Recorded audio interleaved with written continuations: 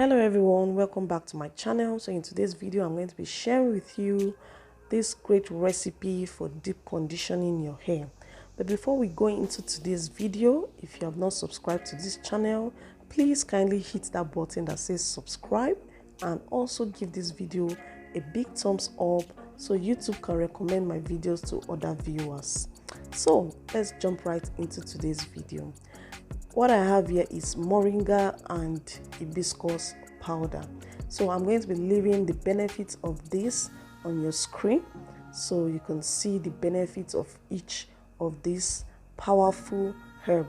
So what I'm just doing right now is mixing this herb together and pouring some amount of hot water to it. So I'll continue stirring this until I have a clear liquid. I'm going to go ahead now to strain this liquid so as to get all the particles out from it. Guys, this hibiscus can be really messy because of its color, so you want to put something on top of your surface or your tiles so that you don't stain your floor.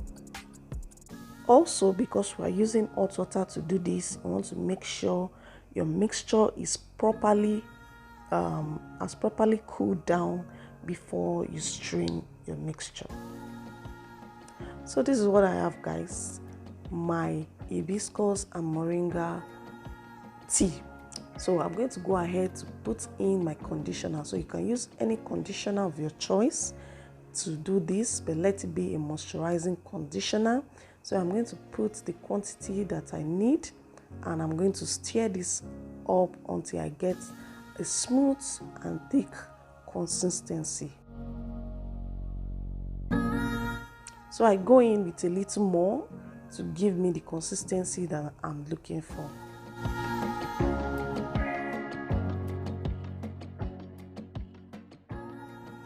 Guys, this is a great combination, moringa and hibiscus. It helps a lot with dandruff, itchy scalps, and it has lots of vitamins and nutrients that will help our hair to be less prone to breakage.